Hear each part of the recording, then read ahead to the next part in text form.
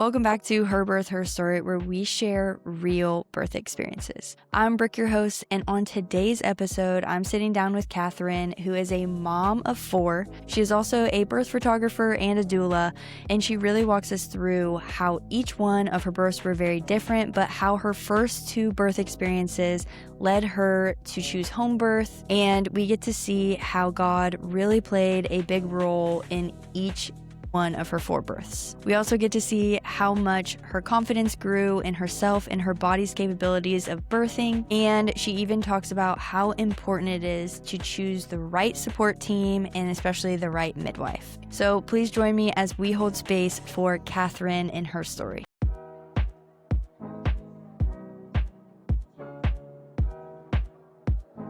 Hey, Catherine, thank you so much for coming on Her Birth, Her Story. Can you go ahead and start by introducing yourself to us? Sure. I'm a wife, mom to 4 boys, birth doula, birth photographer, and yeah, we live in Orlando, Florida. We homeschool. That's pretty awesome. much it. Yeah, that's awesome. Before we dive into your birth stories, can you just kind of take us back to like the beginning of your motherhood journey and, how did you view pregnancy and birth before having your first? Yeah. So I was 22 when I found out I was pregnant with my first. He's almost 8 now. And I I feel like I viewed birth as just like it's shown in the movies. Basically, you just feel the first contraction or your water breaks really dramatically and you just rush to the hospital and an hour later your baby's there and the doctors just take care of everything. Yeah, because I really didn't have a reference point besides that for birth because I didn't have anyone close to me that, would had just had a baby or would talk about birth. My mom had 2 C-sections and it was just, yeah, that was pretty much what I thought about it. I really didn't also feel like it was anything to prepare for. I was like, oh yeah, you just go to the hospital. The doctors take care of everything. So Yeah. I didn't think about it as like all these interventions that you should, learn up on and I don't know, stuff like that. Yeah, I was very unprepared. Yeah. No, honestly, that's kind of a common thing that I hear from moms, especially moms of multiples, of just like Mhm. they didn't realize what all labor and birth and pregnancy kind of entail. So I'm going to let you tell your first birth story uninterrupted and just kind of like set us up a little bit if there's anything that we need to know before your birth story, your first one, and then go ahead and tell us your first one. So when I got pregnant with Lincoln, I was 22. We were engaged. We had been together for 5 years. And I found out I was pregnant in November, told our family in December. And then our wedding was in March and he was born in July. So it was like a lot of wedding planning going on during this pregnancy. I wasn't super planning about the pregnancy because I was busy with the wedding stuff and I was super, super sick. So I had really bad morning sickness with him. I literally threw up every single day, like multiple times a day till when we got married, I was 18 weeks and I threw up that morning, ate McDonald's and then got married. It was literally I was eating crackers right before I walked down the aisle. It was rough. So then we get to July and well, I guess it was a little bit before July. We were having growth scans done at the OB's office because and I don't understand why they feel the need to do 3rd trimester ultrasounds. It's just less accurate the bigger they get. So Yeah. I really don't get that. But I didn't know that at the time. And so he was measuring 99% for weight. And his head, whenever they would measure his head, it said out of range. So I was like, what is going on? This is crazy. Why is this baby so big? And I didn't have diabetes, nothing like that. But he was supposed to be over 10 pounds, they told me. And so the doctors like sat down with me and they were like, so we just want to talk about your options because you have a giant monster baby. They didn't really say that, but they were like, your baby's huge and there's the risk of shoulder dystocia. There's the risk of you bleeding out after from having like too big of a baby. They even would talk specifically in detail about having to break the baby's arm. Because I'm like, what's going to happen? I didn't know what a shoulder dystocia was. They were like, well, the shoulder gets stuck coming out. We break the baby's arm to get them out. I'm just like, what? So that scared me so bad. My mom would come to some appointments with me when my husband was working and, she had 2 C-sections and they were kind of pushing an elective C-section. And she was like, yeah, it might be easier to just go ahead and do this. Like, I know what it's like. I can tell you what it's like. So that's what I did. I scheduled an elective C-section for 39 weeks, but I just never really felt right about it. Yeah. It always just felt like I was kind of just giving in to the easier option, even though I was scared of what the doctors were telling me. Like, obviously, you don't want somebody to have to break your baby's arm. And I was scared of both decisions. And I had my mother-in-law and my sister-in-law, I remember, giving me the good advice, basically saying my mother-in-law had 6 babies. 2 of them were 10 pounds. My husband was 10 pounds. Wow. And she was induced for diabetes, but she still had them with no epidural and nothing, no shoulder dissociation, nothing like that happened. And my sister-in-law had like 3 birth center births. And so, like, I had that in the back of my head, but I just kept thinking, like, no, but I'm different. Like, this is different.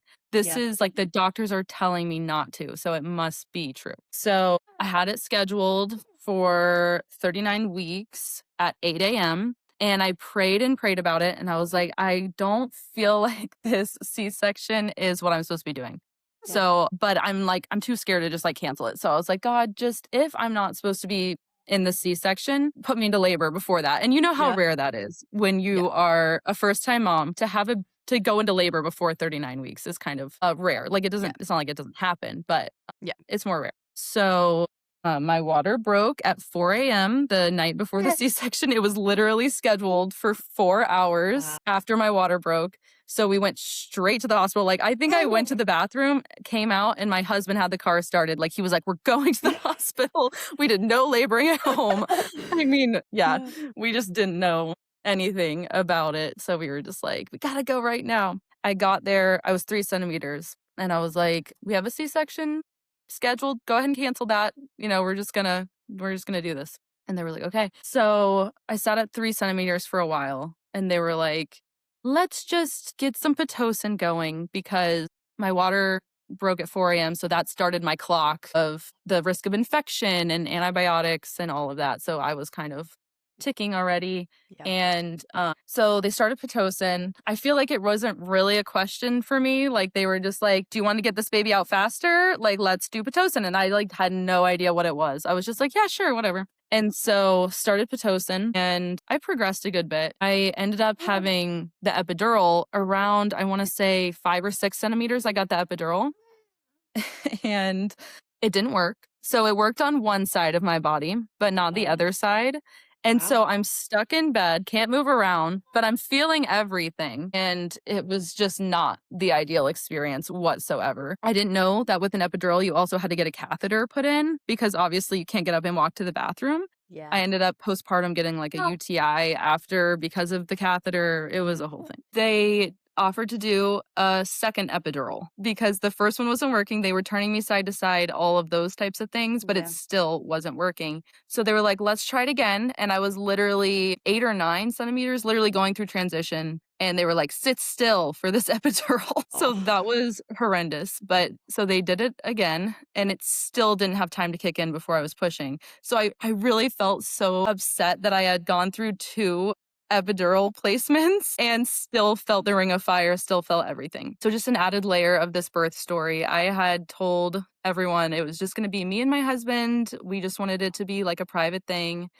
And my mom actually showed up to the hospital. I toyed with not even telling her that I was in labor because I told her I don't want you sitting in the waiting room. That's going to feel like pressure. And she was like, I just have to be there. It's my grandbaby, blah, blah, blah. So she showed up and she sat in the hospital room until I was about to push. And she was like, I'll give you some privacy now. And so she went out and then she came right back in after. But anyways, that will tie in later with my other stories.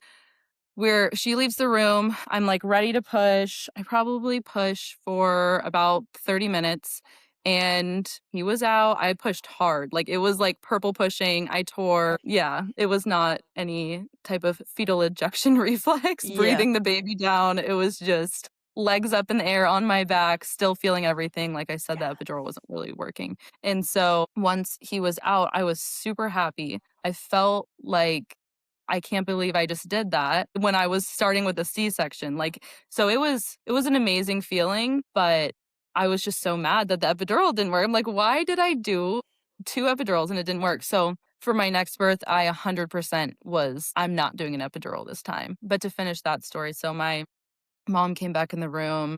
She was there for like the first awkward moments of trying to breastfeed for the first time Yeah. and was just kind of awkwardly watching and made me kind of uncomfortable. But I mean, everything was good with him. He ended up being 8 pounds, 14 ounces. Mm. So a pound off of what the ultrasounds were guessing. And when I heard that, I was like, wow, like I went through all of that for nothing. I mean, yeah, 8, 14 is still a pretty big baby, but Yeah. yeah, I don't know why the doctors had to scare me so bad about shoulder dystocia and everything. So that was my first birth story. Yeah. Well, that to me, that is just so insane. Did they ever like preface it to you like, hey, this is what we're like seeing on the ultrasound that your baby could be 10 pounds? Or were they more just like, yeah, your baby's measuring at 9 pounds or whatever? Really, we think that you should probably have a C-section kind of ordeal. So they did tell me that ultrasounds could be off by 1 pound either way. They said like 1 to 2 pounds. So they're like, basically, your baby could be 8 pounds, but could also be 12 pounds. So that, of course, made me think to the negative side of things. Yeah. Like, what if my baby's 12 pounds? Like, I just went to every bad, worst case scenario essentially in my head. So, yeah, I mean, of course, it was still my decision, Sure. but they made me feel like if I didn't go with their decision, then I was not caring enough about the health of my baby or something. You know what I mean? Yeah. So that was scary as a first time mom, not knowing anything. No kidding, yeah. And, like, looking back now, what do you wish you would have known or felt more empowered to say in that moment? If that happened to me now, I would have a completely different response. I would be like, "No, I'm good, I'm not worried that my body will make too big of a baby to birth." Because that's what I truly believe. Unless there's like, bless you, unless Oh, there bless you. is serious gestational diabetes, I really don't think that your body is going to make like a too big of a baby. So I wish I could have just believed in myself and just told them like, "No, I'm going to go ahead and just do it naturally. I don't think I need a C-section in this moment." Yeah. And, man, sorry that you had 2 epidural placements too. I have not experienced an epidural, and half of the reason for that, though, is because the needle on that thing is about as long as my body, and I don't want that in my back. Yeah. I I feel like I still have back problems from it. Mm. Yeah, I don't know if it's just carrying big babies or if part of it was the epidural, but I definitely have back pain. Yeah, so actually just to piggyback on that too, that is one of the reasons that I chose to go unmedicated too is because Mhm. my stepmom actually had some issues with her because she had 2 epidurals, and that placement she had to actually get surgery where they stick the needle in there too. So because of that she experienced that, I said, dude, if I can do it unmedicated, that's what I'm gonna do. So now let's just go ahead and jump into your second birth story. Okay, so getting into my second baby's birth, I knew I didn't want the epidural, but I really didn't do any more research other than that. I wasn't looking up any unnecessary interventions that I should be declining. I really didn't even look up like pain tolerance, like how to comfort measures, how to breathe through contractions. I really did like nothing. I was just like, again, I'll just wing it. It's fine. Yeah. I'm like very type B, type C kind of mom. So at the end of my pregnancy, third trimester ultrasound, they told me that they found high water, just high amniotic fluid, and that would be a reason for induction. And I could have said no. I felt like they were telling me that I even could say no, but I was very done being pregnant at that point and was just ready to meet him. So at 39 and 4, I want to say is when we went in for the induction, and I was already 4 to 5 centimeters when I went in. And so I knew that the induction would probably be pretty quick or hopefully successful. They started me on Pitocin. And a short while after that, they came in and I was like laboring on the bed. I was doing a great job breathing through it, but I didn't want all these distractions. But all these doctors came in and they told me that the baby's heart rate was dipping with every contraction. I think the Pitocin had just gotten my contractions to come back to back to back. And I just couldn't catch a break. He couldn't catch a break. And so essentially they said, if you don't get the epidural now, and his heart rate keeps dropping. We will have to rush you to an emergency C-section. Your husband will not be allowed in the room. You will be under anesthesia, like you won't get to see your baby be born at all. And I felt like that was a pretty traumatic experience to go through. So Yeah. they said, if you get the epidural now, you'll be numb already. And if we have to do a C-section, then you can be awake and your husband can be there. So I said, okay, I will get the epidural because of that, and got the epidural. Luckily, I don't know. I really don't know what happened. I don't know if it was just prayer, it was God, it was the epidural. I got the epidural, took a nap. They never came back in telling me anything about his heart rate. His heart rate was fine after that. And they came in, they woke me up from my nap, said, you're at a 10 and you're ready to push. I was like, okay. We still had NICU people in the room at that point, I guess because they weren't sure what was going to happen. Yeah. And so as I'm pushing, the doctor says, do you care if I cut the cord right now? Like, I need to cut the cord right now. It's wrapped really tight around his neck. So I said, okay, if you need to. So he went in and cut the cord before his head was even out. And then he came out and he was fine. Like, the NICU people never had to take him, nothing like that. But yeah, it was kind of scary. That whole experience was obviously not like my ideal birth experience. He ended up being 8 pounds, 11 ounces. Wow. So a little bit smaller than my first. And they did the same thing where they were like, he's big. And I was like, well, I've been through this before. Yeah. No more of that. So yeah, that was his birth story. Wow. Yeah, that is just very traumatizing though, I feel like. So I'm sure that you had to like kind of walk through a lot kind of with that too. Especially cuz you weren't wanting the epidural, but I mean, at that point in time, like, what do you do? Like, that's something that is serious, and obviously, like, anybody who doesn't want an epidural, if they're saying that to you, you're probably going to do that anyways, because that's tough, and you obviously want your husband there, and trying to go through that without your husband even being there, at least just for you, let alone your baby, like, that's really hard. So what do you think that you learned most from this experience? I think I learned I did not feel safest in the hospital anymore. Was just like, I connected the Pitocin to the heart rate dips, and um, I wanted to do it somehow differently. I wasn't sure how at the time when it first happened. I know you asked what I learned, but I also felt very, what's the word? Just disappointed and just not as proud of myself because I didn't want the epidural. I literally had a motherhood blog at the time, and I even like wrote out a blog post like why I will never get the epidural again after my first was born. And then I'm like, everyone's gonna be like, wow. Which at this point I'm like, who cares? Like, it does not matter. It was like a life or death situation. And yeah, I feel like having a doula would have been really helpful at that birth too. To just be like, is this an emergency? Like, ask some more questions. Like, let's see like what's actually going on here. But yeah. Yeah. So what from this experience, besides maybe the place of it not feeling the safest for you, what really made you pursue home birth for your next? Yeah. So I met a friend who was a doula, and she had had a home birth with a 10-pound, 8-ounce baby. And I was like, girl, like, that's amazing. Tell me more. Tell me more about this. And we're still friends, like close friends to this day. That's awesome. She's awesome. But yeah, so I met her in like a small group, and just hearing her story and knowing already, like, I don't feel as safe in the hospital. Like, I want to change things up, but not like I had seen influencers and stuff have home births, like people I didn't really know, but I didn't really know anyone in person who had a home birth. So that was really cool. I feel like God like literally put her right in my life for that reason. And so that was really cool. And the other thing that really influenced it was COVID. Mm. My son was born, my second son was born February 7th, 2020.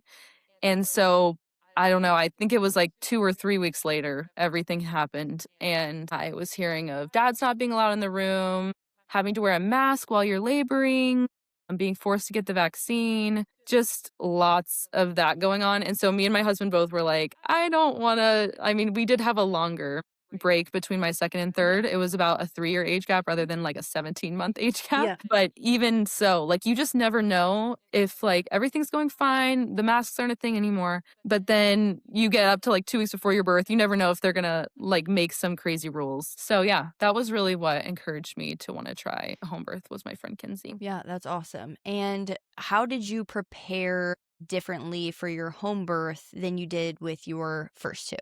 So I actually tried to prepare mentally. I tried like holding ice and just like sitting there and breathing through and closing my eyes. And because that's obviously like a super uncomfortable thing Yeah. to like sit there and do. Yeah. I read Ina May's Guide to Childbirth. I listened to a lot of podcasts of just like positive home birth stories, followed everyone that I could on Instagram that like, so I was constantly just getting videos of like positive home births. What else? I prayed a lot about it. The other thing is I hired a doula. I forgot to say that. My friend Mm, Kenzie, I hired her as my doula. that's awesome. So I guess that was another preparation for birth.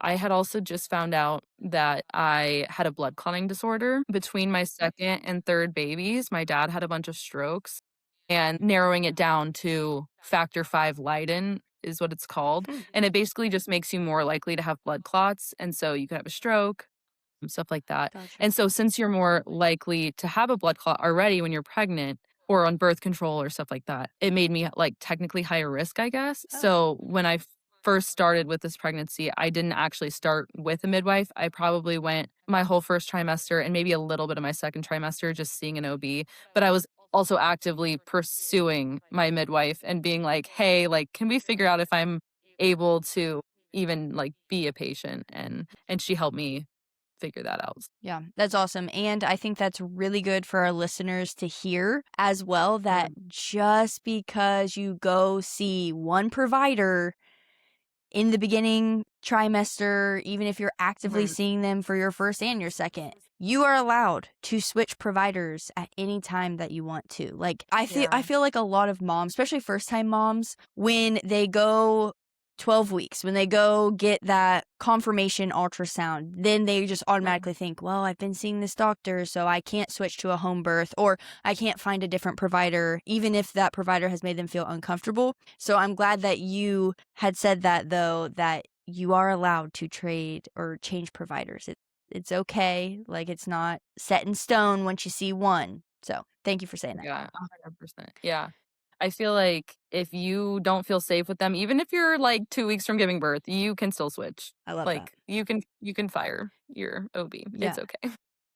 Thank you for saying that. And even your midwife too.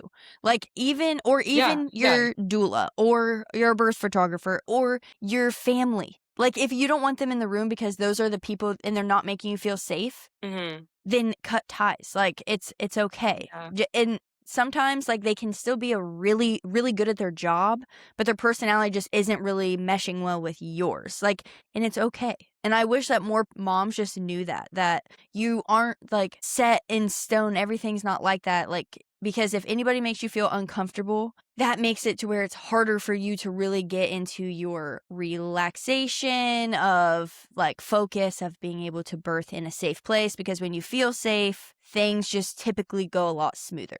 So, Yeah. No, I totally agree with that.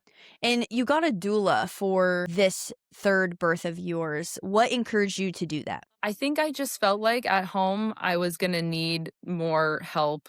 I had never done it before completely unmedicated. Like, I guess with my first, it felt like it, but one leg was numb. I don't know. I Yeah. just was like, I feel like I need someone to guide me through this process Yeah. for the first time. I just wanted to make sure I had somebody to text whenever I needed Mm. something or had a pregnancy question. That was really nice. And I just knew that she had done it before. So it was nice to just have a friend slash doula there at my first home birth. Yeah, that's awesome. And so now that just leads us right into your third birth story. Yeah.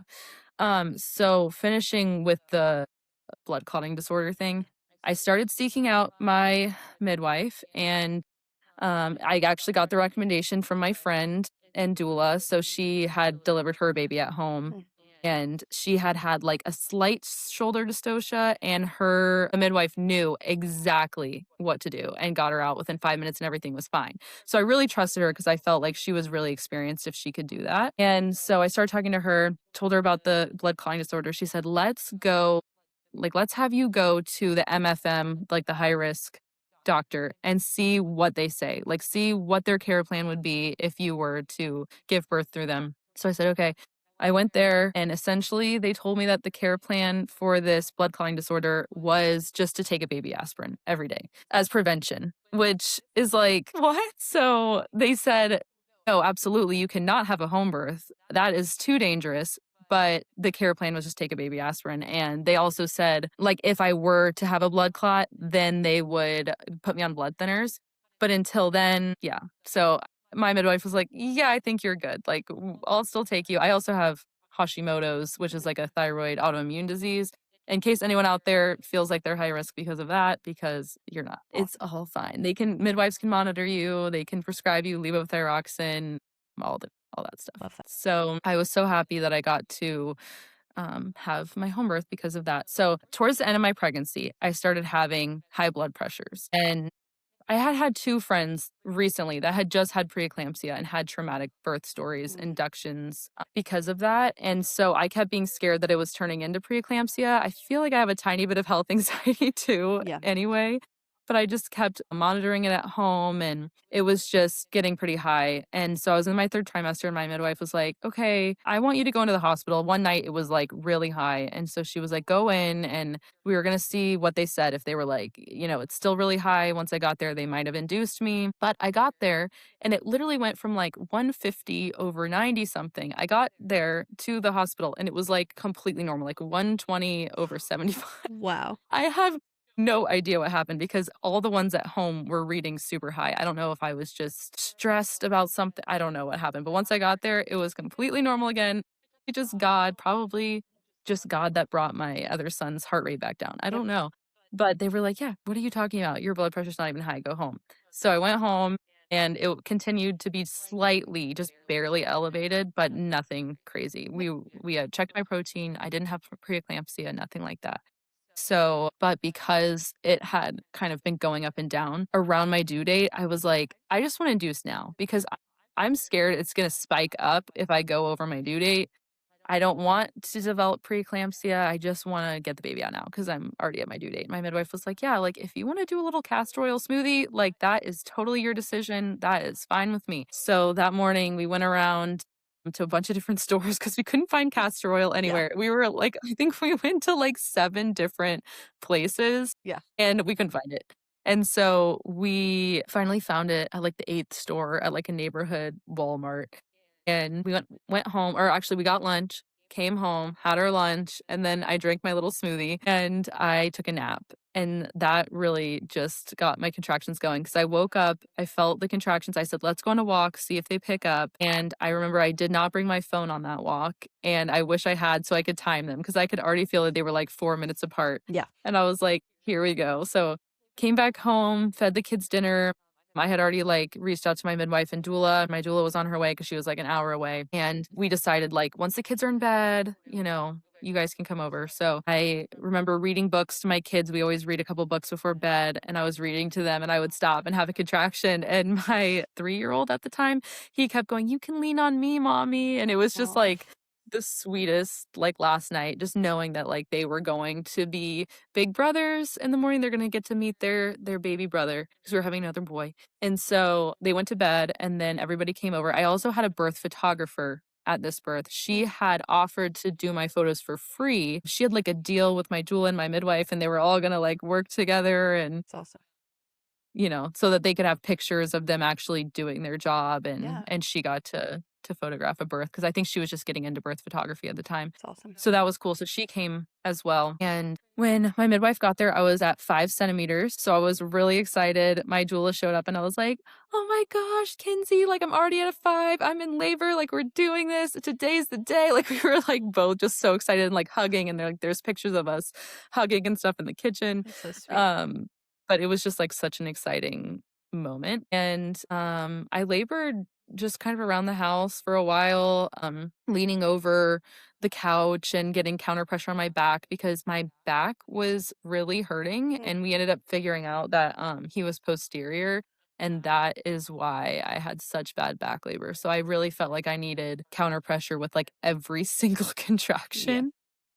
And so that was kind of hard, but they blew up the birth pool. I got in the tub and I was in there maybe an hour, and my midwife was like, "Do you just mind if I just check you? Like, do you want me to check you?" And I was like, "Yeah, no, please check me. I want to know." And so I was at a 5 earlier. Now it was probably 1 a.m. or so. I wanna say midnight or 1 a.m., and I was at a 10, but I felt 0 urge to push, like, I Oh, was just chilling. Like, I mean, obviously it hurt, but I wasn't, yeah. like, feeling, like, the bearing down feeling, so I was like, "That's weird." She was like, "Well, let's get you out of the tub, and we're gonna do some positions, to see if we can get him to move down." So I was like, "Okay." Again, I think it's a lot of it was that he was posterior, so, like, I was ready, but he wasn't Yeah. ready. So we did stuff on the toilet. She put me in some I don't even remember exactly which positions they were now, but she put me in the right position. She knew what to do, and she got him to turn, and then I ended up in the bed, and she was like, "He's right there. Like, this is totally up to you, but if you want, I can break your water, and I think he'll come right out." And I was like, "Okay." And so she went ahead and broke my water, and just to update on how I was doing through this, I once I got out of the tub and had to do all these different positions walking around where I just wanted to, like, sit in the birth pool, but I couldn't. I kinda started to, like, lose my peacefulness, and I just felt like I was, like, screaming. I have no idea how my children did not wake up. Like, I was in the bathroom for a little bit, and, like, my wall of the bathroom is literally right up against their closet in their bedroom, so it was like I have no idea how I was so loud. I don't know how they didn't wake up, but anyway, so I had felt like I was kind of out of control at that point, Mhm. not really, like, in the zone anymore, and so I was like, "Yes, please break my water." She broke my water, and I was about to start pushing, and she was like, "Wait, you wanted a water birth. Do you wanna get back in the pool?" And I was like, "I can't move. I don't think I can even get up and, like, get in the pool." So I was like, "We're just doing it here," which was really sad because I did want a water birth. And so, anyway, I ended up pushing him out in the bed. It was the most painful thing out of all my births. I think his was probably the worst. And so he came out, and my midwife right before he came out, my midwife had said to start giving soft pushes. And I'm very thankful to her because I'm pretty sure she didn't want me to tear because he came out and his head circumference was so big, it beat her record of, like, however many hundreds and hundreds of births that she had done. His was the biggest head circumference she had ever seen. Wow. Yeah, and then he was 10 pounds, 2 ounces, which was, like, a huge, like, full circle moment going from, like, my first birth where they were like, "You cannot have a 10-pound baby. All these bad things are gonna happen." And then I'm like, I did have a 10-pound baby at home. So that was really cool. But yeah, we had our golden hour. The midwives take care of everything. My doula was like just so excited. I even remember whenever she called in her birth assistant, she was like, "She's calling the assistant. That means you're close." Like it was just such like a fun little moment just having a friend there. Yeah. Yeah, my we went to sleep. My husband had made a frozen pizza. That's like all we had to eat in the house for some reason. And made a frozen pizza and we fell asleep before we even ate it. We were so tired. And then we woke up.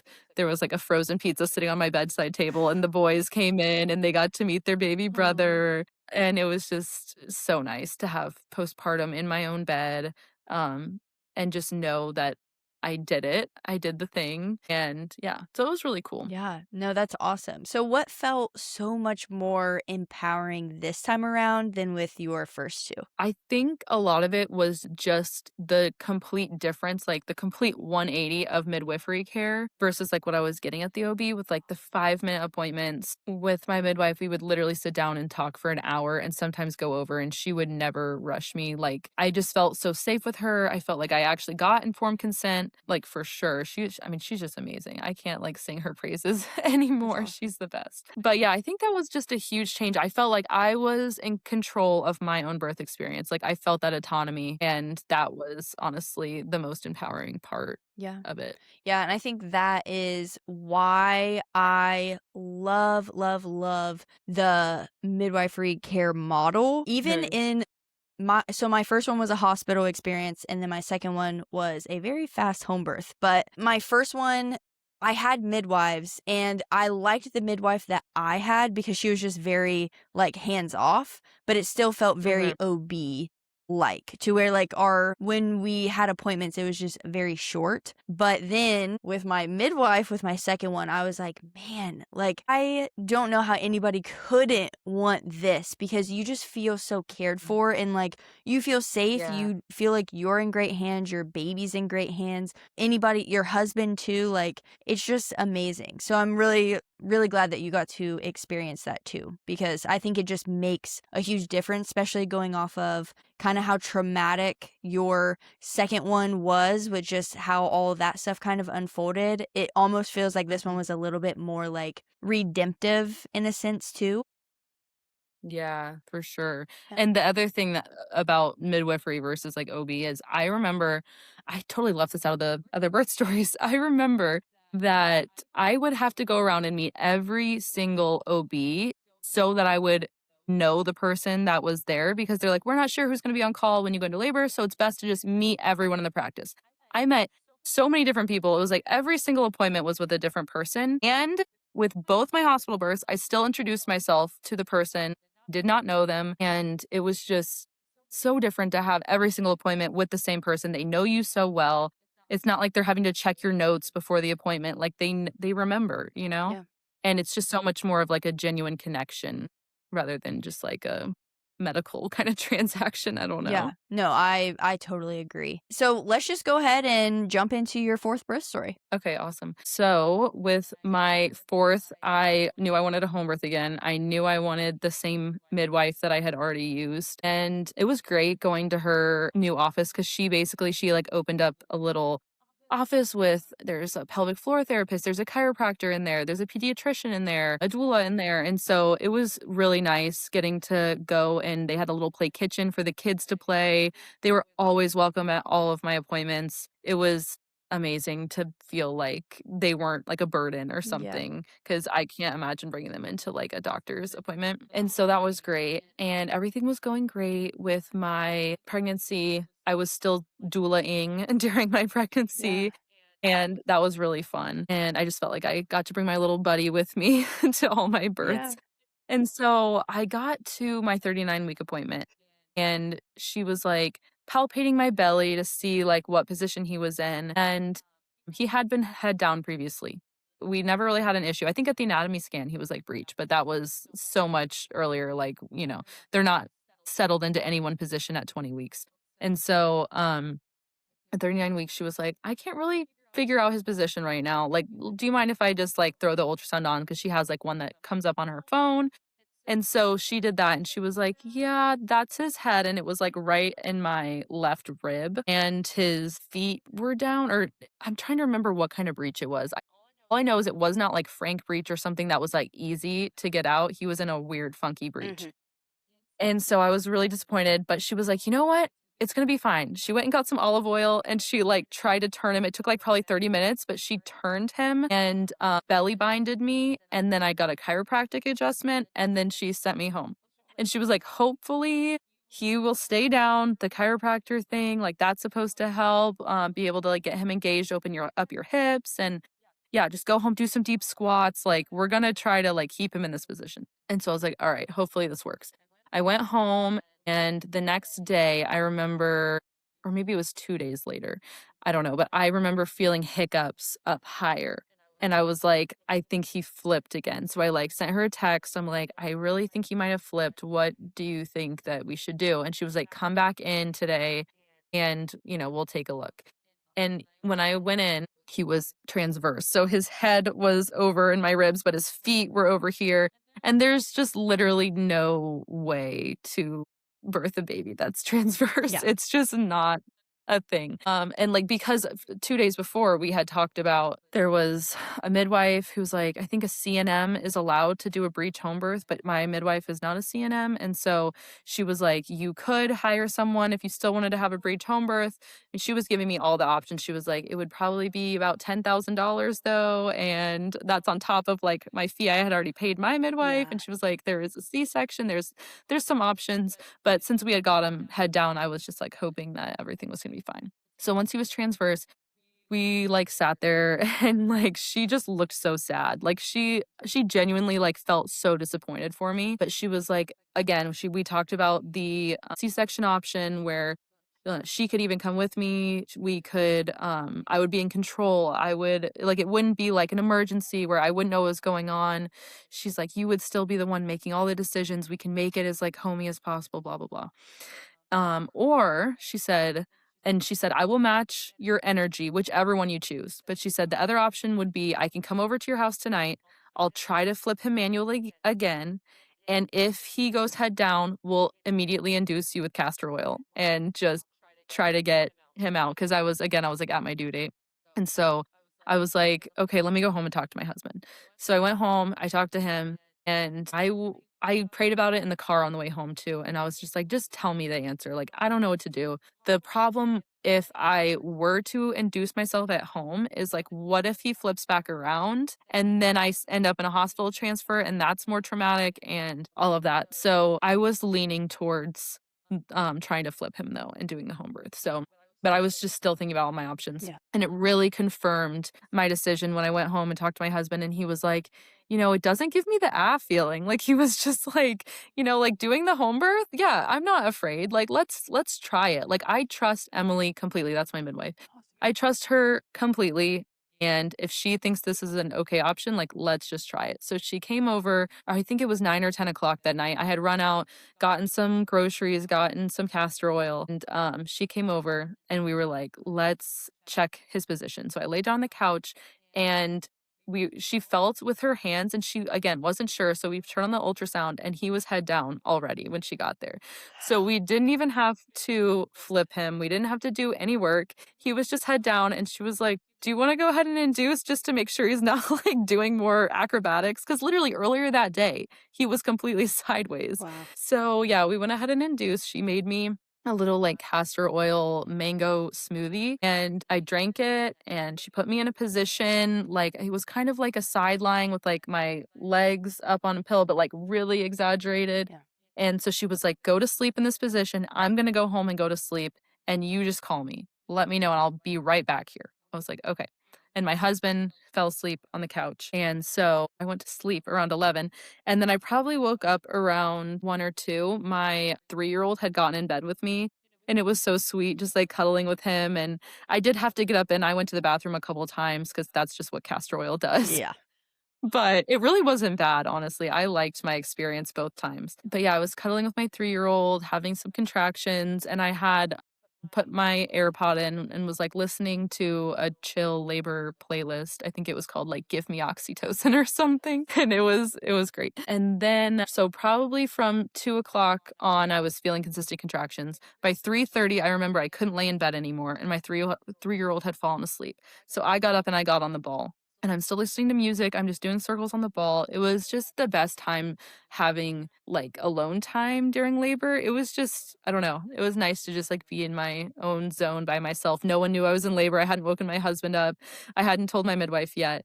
And so yeah, I was just doing circles on the ball. And 30 minutes later, it was like right at 4 a.m. I remember I heard 2 big pops in my stomach. And I was like, "Oh no." I was like, "I think my water just broke," but I like went to stand up and nothing happened. So I sat back down and then I think that's when I heard the second pop. And so then I stood up and literally water burst everywhere, all over the bathroom. Wow. It was so much water. It was crazy. So I'm literally like just smiling. I took like a little clip. I go, "My water just broke." And then I called my midwife and she was like, "Okay, I'm coming." And then I was trying to figure out because like my bathroom's over there and it's on the tile. That's where all the water was. And I didn't want to drip water all the way out to my bedroom door to get my husband. So I'm trying to figure it out. I like called him on the phone a couple times. He didn't pick up. So I just like waddled over there and I'm like, "My water broke and Jack's in our bed and I need you to move him." It's like, "What?" He's like, "I didn't even know you were in labor." And I'm like, "Yeah." So I was like, "I already called Emily." And he's like, "Okay, cool." So he cleaned up and mopped the floor for me. It was like such a mess. And he brought my 3-year-old to his bed. And that's when my midwife pretty much showed up really quickly after that.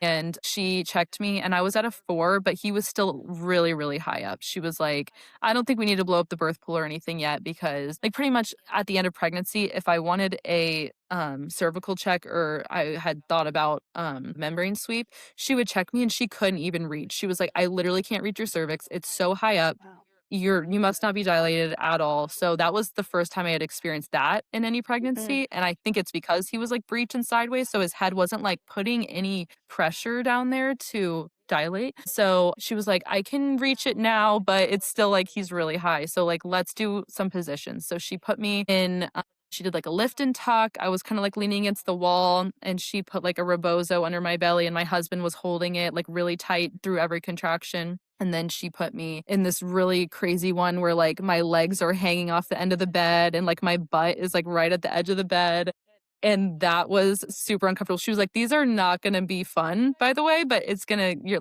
hopefully you're gonna get your home birth." So I was like, "Okay, let's do this." And then there was another one called Flying Cowgirl where she was like, "Don't Google that because it's also a sex position." Yeah. And I was like, "True, true." So I was, like, laying sideways, and I had my feet brought, like, all the way behind me, like, my knees were completely bent with, like, my feet all the way up, and you're literally just, like, laying there sideways, like Yeah. yeah, so those were the main uncomfortable positions that I remember, and I was still in that, like, flying cowgirl kind of position, and I started, like I was breathing really well. I was so peaceful through the whole thing.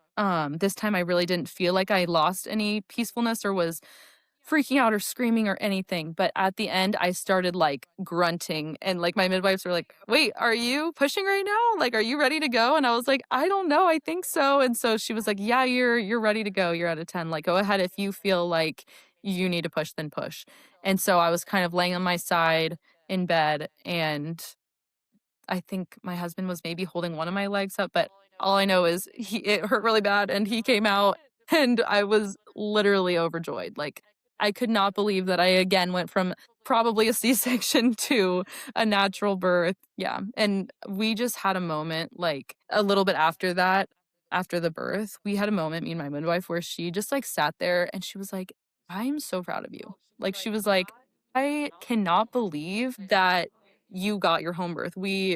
You trusted your body. You knew that it was gonna do what it needed to do, and you got your home birth." And we had that conversation again at my 6-week postpartum appointment. We were both, like, about to start crying. Like, she was like, "I will never forget your 2 births." Like, it's just a crazy God thing. Yeah. But right after he came out, I do remember saying, "Can somebody take a picture?"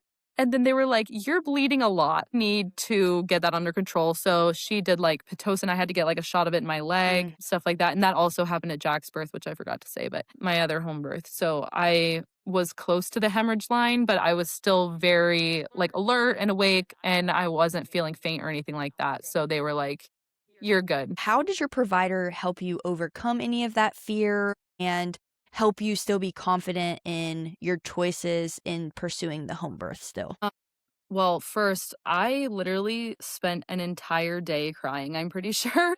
I looked back at my camera roll the other day and I found a picture of me with like 30 tissues around. I think my 4-year-old accidentally took it at the time. And I was just like, it was really Yeah. hard that day in between, like the finding out he was breached, then finding out he was transverse. It was really hard. But I think the way my midwife helped me was just by giving me my options and like letting me be the one to choose. And she gave me all the risks, she gave me all the benefits, and just really said, I will match your energy, whichever one you choose. And we will make it like a nice birth experience. Huh. So I just loved that she was happy to do whichever one I chose. Yeah. So that was super Yeah, nice. and I think that really just also speaks to like her integrity and her character too, that really she is not there treating you like a patient or like a client or whatever. She just truly cares about you and your outcome. And I just love that she was there to sit with you, give you all of your options and just support you no matter what you chose. And I just think that Mhm. that's amazing. And I believe that that's how every single provider, OB, midwife, home birth or not, like I feel like that's how it should be all the time because Yeah. birth does not have to be something that is so medicalized to where it's just a medical procedure. Like, this should be relational. Like, this is a monumental thing in womanhood for women that it needs to be treated as such, something that's important, that you have all of your options and be able to make the best choices for you and your baby. Yeah, for sure. Yeah, and that's honestly what made me wanna become a doula. After my 3rd baby was born, I was like, "I want everyone to get this experience," and, like, I know everyone's not gonna have, like, the best midwife ever, but I still want even for hospital births and whatever kind of birth you're having, Yeah. I just want everyone to feel loved and like they have a friend there, so to help them make decisions too, so Yeah. No, I think that's really good. And, you've mentioned too, a lot of times how you've kind of seen God's hand in your birth experiences. So, can you kind of Oh. speak to how you have seen God's hand in your birth experiences? Yeah, I feel like with my first, it was like I literally prayed specifically, "Can you please put me into Yeah. labor?" And if I'm not supposed to have the C-section, and again, no like diss to Yeah. C-sections because they're necessary sometimes. I feel like I'm talking about it like it's the worst thing ever, but it's not. Like it's if that's gonna save you in your baby's life, like Oh, for 100%. sure. But anyway, it just wasn't necessary in my specific situation here. Yeah. But yeah, I would say with my first, it was that.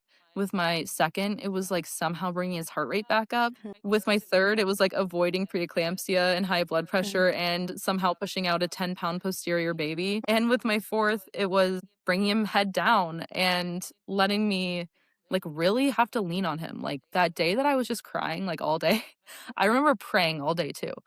It was just such a rough Yeah. time because was pretty sure that this was my last baby, and I was like, "That would just suck so bad Yeah. to have to end in this outcome."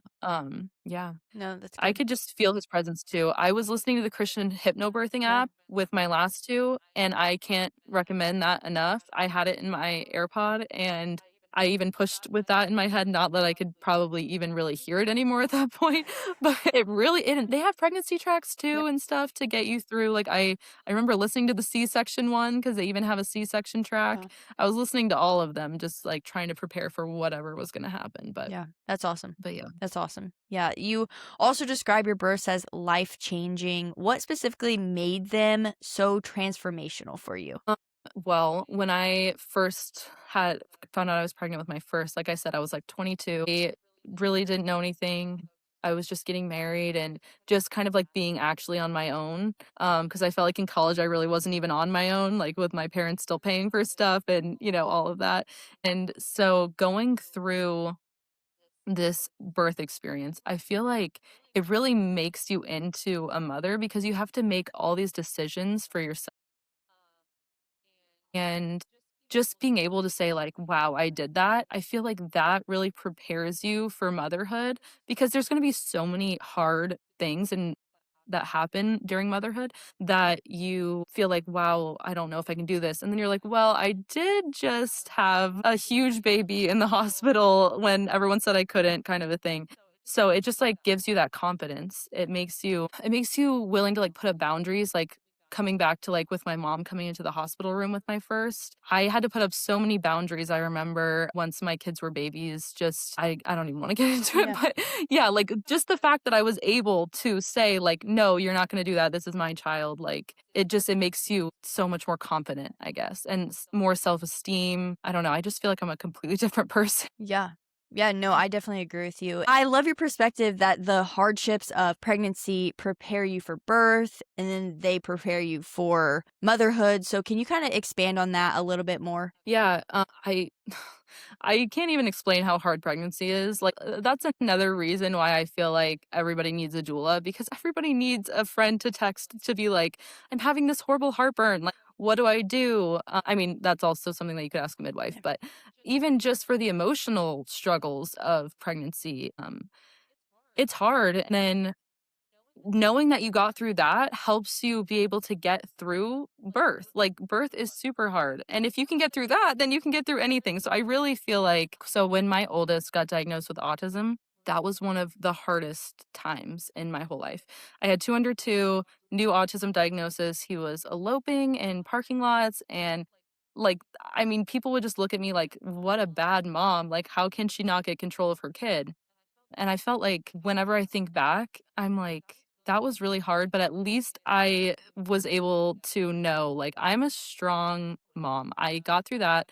I got through birth, all of it. I really think it just prepares you for life in general, Yeah. honestly. No, that's really good. And I kind of want to jump into some support system stuff because you have emphasized how important a supportive care team is. So what does Mhm. true support look like during pregnancy and birth? I feel like it comes down to, like, feeling loved and feeling truly cared for. When I first met with my midwife, I remember just, like, my whole body, like, relaxed when she would talk. Yeah. Like, everything she's so calming, she's so confident and just gives you the facts, and she really does care for you, and she talks so slowly. It's just you have to feel safe wherever you're giving birth. So whether that be at the hospital or a birth center or at home with the midwife, I think feeling truly cared for is, like, the biggest thing for me. Yeah, no, that's really good. And how did your husband show up for you differently during your home births versus your hospital births? Yeah, I remember how I said I had a birth photographer? I remember when I first got the pictures back, I was like, "Oh my gosh, this is amazing," because I had my eyes closed, like, the entire labor, and, like, I knew he was near me, but, like, he was right next to my face the entire time, like, he was right behind me, he was with me every step of the way, doing counter pressure, bringing me food, offering me sips of water, getting me a cold rag for my forehead or my neck, bringing, like, I mean, helping the midwives with whatever they Yeah. needed to find, and then, he would switch with my doula, and my doula would be right next to me if he left, and so it's really just like a team effort. But I felt like in the hospital, specifically, he wasn't able to do much. Like, the nurses and the doctors were always right next to me. He really couldn't be next to me. I don't know, when I was sitting there with an epidural, it's like, what are you gonna do besides sit there on your phone or, like, just sit there and talk Yeah. or whatever? There really wasn't much he could do. So it was like a night and day difference having him be able to support me more at Yeah, home. and I feel like too that really promotes natural oxytocin flow too Mhm. when you do have the person that you love the most there, even if it's just like encouraging you or offering you water. I know that during my first my husband was the best at making sure I was hydrated. I There was no way I was Mhm. being dehydrated because literally after every single contraction, he would be putting my water bottle up to my face and saying, "Take a sip." And then, like, and looking back, I love that I have a few pictures of that just because that Yeah. meant so much and, like, just him caring for me. And I just think it's so beautiful that your husband was that support for you. What role did your doula, being like a really close friend of yours, play in your experiences? I think it really just connected us. Like, I remember I mean, every time he has a birthday, she's like, "My doula baby is turning 2 or he's turning 3," and, it was really cool just having her there, getting to celebrate the little things, and honestly, even though we were already friends before, I feel like that's what a doula should feel like, and that's kind of my whole doula philosophy, is just, like, I'm your birth bestie, I'm your birth sister, like, think of me as just your friend. I honestly don't really take clients that I don't feel that connection with when I first meet Good. them because I feel like we should click if we're gonna work Yeah. together. And it should be something where, like, I feel like we're friends. I feel like, I usually get invited to my clients, and I don't even like to call them clients, I like to call them Yeah. moms, just doula moms. I usually get invited to their kids' birthday parties. I get Christmas cards from That's so them. sweet. It's just so sweet. So that's one of my main things is, like, your doula should know you super well, should feel like they're just a close friend. Yeah. And I love that. What do you think personally that mom should look for when choosing their provider? Like I said earlier, kind of just like that safety feeling. Like whenever you're talking to them, your whole body just like should relax. You should not feel like they oh the word, but you should just feel extremely safe. You should trust them. You should ask them questions. You can ask them situational kind of birth questions, but like interviewing them before you hire them. Stuff like that. And again, I feel like you should click. You should feel very cared for. You should feel like they could be your friend, all that kind of Yeah, stuff. I love that. Now we're kind of gonna jump into more of your birth worker perspective. And I love Mhm. you had mentioned earlier too that you are a birth photographer and a doula. What was Mhm. your journey really getting into birth photography and doula? So After my 3rd baby was born, that first home birth, I that's when I really became passionate about it, and I was like, "I wanna do this. I wanna help other moms get this feeling," and I just felt so joy-filled after his birth. That's why I ended up naming my doula business, I guess you could call it, Jubilant Birth, because I just felt like that was just the perfect way to describe, like, how I felt, how I wanted other moms to feel, and so, I knew I wanted to do it, but I wanted to wait till I was, like, done breastfeeding to try to, like, attend birth. So I just kinda started my Instagram page, started talking about birth, and I, uh, I ended up doing the Birth Belongs to Women doula Oh, mentorship, which is really a cool thing. They kinda have closed it at this gotcha. point, but it was a really cool thing to be a part of. There was Zoom calls where they would just teach on birth, how to take the business out of birth, how to support a mom who's having a VBAC. Like there was just so many specific things, breastfeeding, C-sections, because doulas do go to Yeah. C-sections too. There's an amazing WhatsApp chat with like all the girls that are in the mentorship, and there's a birth chat specifically with like thousands of messages in there. And it's just such a wealth of knowledge just to be able to like, you're out of birth and you're like, what do I do? X, Y, and Z is happening. And there's like 20 messages if you look like 5 minutes later, like everybody's giving you Wow. advice. There's midwives in the chat. So yeah, That's awesome. that was really cool. That's where I really learned everything about being a doula. And then later I was in an autism moms group, and the leader, we were on like a Zoom call, and her picture said birth hour at the top. And I was like, "Wait, are you a doula?" And she was like, "Yeah, I'm a doula and a photographer. Like, let's connect after this." And then I ended up attending some births with her, learning like getting a camera, learning how to do birth photography. She kind of really like mentored me through it. That's awesome. And so yeah, it was really cool. Yeah. No, that's awesome. What are some powerful moments that you've witnessed that you wish every mom could see or feel during their birth? My favorite part of just being able to, like, attend births with doula moms is just seeing them, like, get to their breaking point, specifically in transition where they're like, "I can't do this anymore," and then you're like, "You're already doing it, and you are gonna do it," and then they do, like, they keep going on and they get there, and they get their baby, and they get their amazing birth, or they got their redemptive birth. That's just, like, my favorite part. It's just seeing how strong moms really Yeah, are. that's really good. And I know that you are in the Orlando, Florida area, but if someone wanted to work with you, what's the best way for them to either follow you or contact you? Yeah, you can, find me on Instagram at jubilant.birth, or you can email me jubilantbirthdoula@gmail.com. Yeah, that's really the main places I'm on. Yeah. No, that's awesome. And I'll make sure that I put that in the show notes too, so that if anybody is wanting to contact you, then they can do that. What would you say to a mom who doesn't yet believe that her body is capable due to maybe things that were said to her at the hospital or negative family members or something like that? I think I would just ask her, first of all, I would ask her to go within. And you really have to kind of pull that out of yourself, feeling the confidence to do it. It really just it comes from inside of you. So I would also talk to her about all of her fears. What exactly are you afraid of?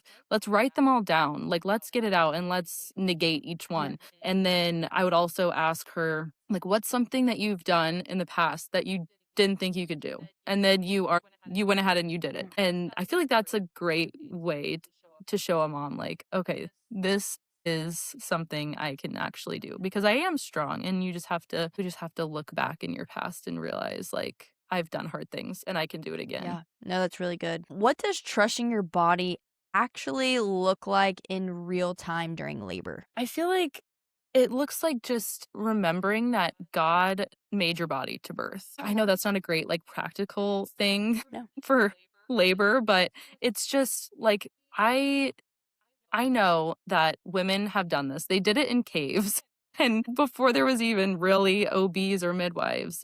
We've done it for centuries, and that's how I know I can do it because all the women before me have done it. Yeah. No, that's really good too. So I like to close every single one of my shows with one question, and that is if you could speak one piece of empowering wisdom into the hearts of the mothers listening, what would it be? I would say just give your whole birth to God. Mm. Like, pray about every single detail that you want, because he cares about those little details. I specifically remember praying for a smooth, quick birth that I could, for my fourth, that I could labor on my own for a little bit, that I would feel God in the room. And that's exactly what I got. Like it, I remember envisioning a water birth with my kids there, and that did not happen.